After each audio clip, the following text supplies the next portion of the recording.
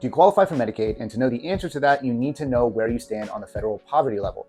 To know where you stand on the federal poverty level, you need to know what your income is and what they consider poverty.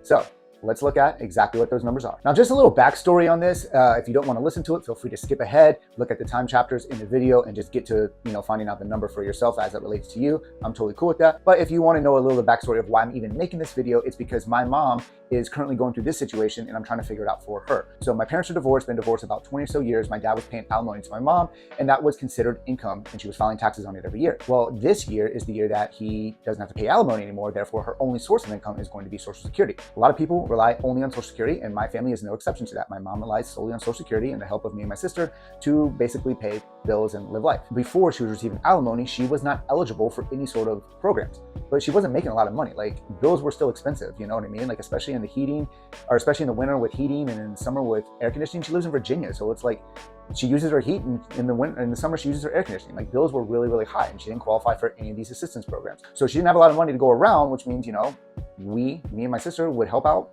and take care of the bills for her. That's why I'm figuring out what that number is for her, so she can apply for Medicaid and other financially assisted programs to make life a lot more enjoyable and bearable for her and me and my sister, because right now she just can't afford to live normal everyday life based on the amount of income she's making. And I know for sure she's not the only one out there. So I'm going to show you guys how to find out what the federal poverty level number is.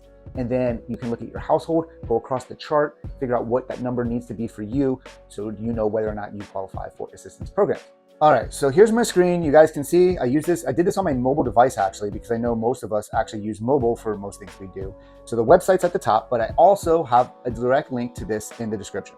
Now, as you can see, the federal poverty limit guidelines for the 48 contiguous states, everything except Alaska and Hawaii, are listed here. On the left, we have the household family size, and then across the top, we have the percentages. So for a household family size of 100% of federal poverty level is $14,580. And if we look across the page at 150%, the number is $21,870. 200% of federal poverty level is $29,160. Basically, you can just go to this website yourself, figure out your household family size, and figure out that number. Now, if you live in Alaska, the number is a little bit different. So let's look at Alaska. Federal poverty limit is $18,210. 150% of that is $27,315, and 200% is $36,420.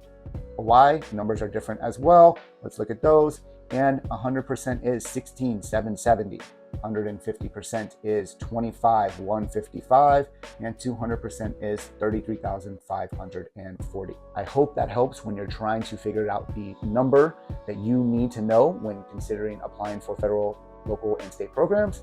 And I look forward to seeing you guys in the next video. Until then, be well.